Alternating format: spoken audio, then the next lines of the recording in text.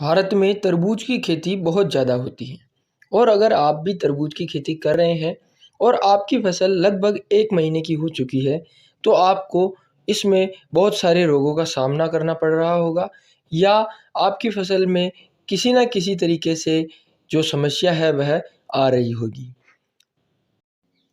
तरबूज समेत सभी बेल वर्गीय जो फसलें होती हैं, उनके शुरुआती दिनों में 3 समस्याएँ मुख्य रूप से दिखाई देती हैं। सबसे पहले तना गलन की या डैम्पिंग ऑफ डिज़ीज़, इसका अटैक बहुत ज़्यादा होता है।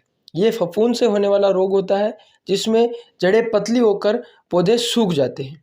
दूसरी समस्या होती है व्हाइट ग्रब या सफ़ेद गिडार, या जिसे हम कह सकते हैं कि दीमक की समस्या।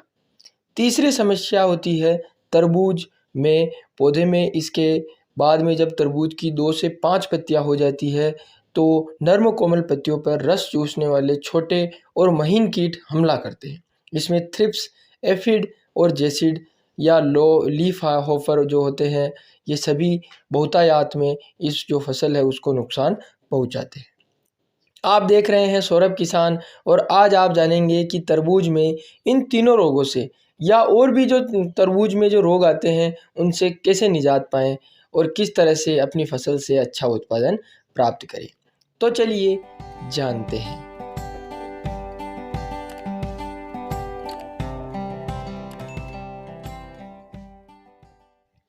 तरबूज में जड़ से संबंधित रोग और जो फंगस जनित जो रोग होते हैं जड़ में, वह बहुत ज़्यादा देखने को मिलते हैं। ज़्यादातर किसान ऊपर की पत्तियां देखते रहते हैं लेकिन जड़ की तरफ ध्यान नहीं दे पाते, जबकि सबसे ज़्यादा खतरा वहीं रहता है। ऐसे में अगर तना या जड़ गलन रोग हो रहा है तो उसके प्रबंधन के लिए जैविक विधियों में ट्राइकोडर्मा और सुडोमोनास का घोल 5-5 मिलीलीटर प्रति लीटर की मात्रा में मिलाकर पौधों की जड़ों के पास डालें या ड्रेंचिंग कर दें। और उसमें थोड़ा गुड़ अगर मिलाकर हम जो ये ड्रेंचिंग करते हैं, तो जो ये जैविक बैक्टीरिया है वो बहुत अच्छे से पनपेंगे, जिससे जो खराब फंगस जो वहाँ पैदा हो रही है उसको ये रोकने में सक्षम रहेंगे। और अगर दूसरी तरीके से हम जो उपचार करना चाहते हैं केमिकल रूप से, तो कार्बेंडाजिम प्लस मैंकोजेब का जो ड्रेंचिंग है वो भी कर सकते हैं। इससे जो ये रोग है बिल्कुल देखने को नहीं मिलेगा। और जो पौधा जब छोटा होता है तब ये जड़ से संबंधित रोग आ जाता है, जिससे हमारी फसल का जो आगे का भविष्य है वह बिल्कुल खराब हो जाता है।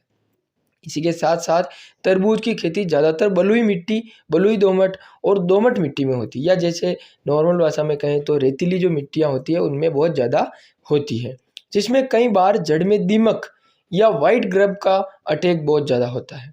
तो इसके लिए जैविक कीटनाशक में हम बेवेरिया और मेटाराइडियम का 5-5 मिलीलीटर का मिश्रण प्रति लीटर पानी में मिलाकर छिड़काव की सलाह देते हैं। और अगर आप जो केमिकल रूप से इसका रोकथाम करना चाहते हैं तो क्लोरोफाइरिफॉस का 10% में एक ग्रेन्युअल फॉर्म में दानेदार जो फॉर्म होती है उसमें एक पाउडर रूप में आता है, उसको भी आप छिड़क सकते हैं पूरे खेत में। और फिर अगर पानी चला देते हैं तो वह जो दीमक की समस्या है वह बिल्कुल खत्म हो जाएगी। अब बात आती है तरबूज के पौधों पर रस चूसक कीड़ों की, जैसे लट, एफिड, जेसिड जितने भी होते हैं उनकी। तो तरबूज और खरबूज या और भी जो बेल वर्गीय फसलें होती हैं जिनमें रस चूसक कीट बहुत बड़ी समस्या पैदा करते हैं। जब पौधे में 2-5 पत्तियां होती हैं तब रस चूसक कीट हमला करते हैं। इनमें थ्रिप्स, एफिड और लीफ ऑफर प्रमुख होते हैं।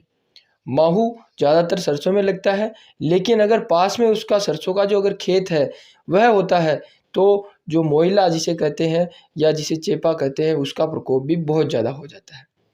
तो रस चूसक कीट से बचने के लिए किसानों को अपनी फसल में घरेलू कीटनाशक और नियंत्रण के लिए आप जो फेरोमोन ट्रैप जो आता है पीले कलर में या और भी अन्य कलर में, जिससे ये अट्रैक्ट होते हैं और इसके द्वारा क्या होता है कि ये अट्रैक्ट होकर उस पीले जो फेरोमोन ट्रैप है उस पर चिपक जाएंगे, जिससे हमारी फसलों को जो नुकसान पहुंचता है वह नहीं हो पाएगा। वाइट फ्लाई और ये बहुत सारे जो दूसरे जो रोग आते हैं जैसे पीला मोज़ेक वायरस और ये फैलाने वाली वाइट फ्लाई होती है, तो वाइट फ्लाई अगर उस पर शुरुआती दिनों में ही चिपक जाएगी तो उसकी जो आगे की अवस्थाएं हैं वह बिल्कुल आएगी ही नहीं। और इसी के साथ साथ अगर आपके ऊपर जो जैसे लट का जो प्रकोप है या सुंडी जो ग्रीन सुंडी का प्रकोप हो गया है, तो इसके लिए आपको इमामेक्टिन बेंजोएट का स्प्रे कर देना चाहिए। अगर नॉर्मल रूप से अगर यह दिख रहा है तो क्लोरोफाइरिफॉस से भी यह खत्म हो जाएगा। और अगर आप जैविक तरीके से खेती कर रहे हैं तो नीम के ऑयल से या नीम के ऑयल में गौमूत्र मिलाकर छिड़काव करने से भी यह समस्या खत्म हो जाती है। तो इस तरह से आपने जाना कि तरबूज में जो ये तीनों समस्याएं हैं वह लगभग 1 महीने की जब फसल होती है तब कैसे देखने को मिलती है और किस तरह से ये हमारी फसल को बर्बाद करती है। तो जैसे इस वीडियो में बताया गया है कि आप जो ये रोकथाम करके या जिन चीज़ों का जो स्प्रे बताया गया है उनका स्प्रे करके आप किस तरह से अपनी फसल का जो उत्पादन है उसको भी अच्छा कर सकते हैं और आने वाले कीटों से भी अपनी फसल का बचाव कर सकते हैं। दीमक की समस्या के लिए मैंने बता दिया है। तो दीमक की समस्या बहुत ज़्यादा देखने को मिलती है, इसीलिए मैंने स्पेशल रूप से वापस एक बार आपको बताया है। तो अगर इस तरह से आप ये खेती करते हैं तो आपको बहुत अच्छा उत्पादन मिलेगा। अगर ये वीडियो आपको पसंद आया है तो इस वीडियो को लाइक करें, शेयर करें और इस चैनल को सब्सक्राइब ज़रूर करें।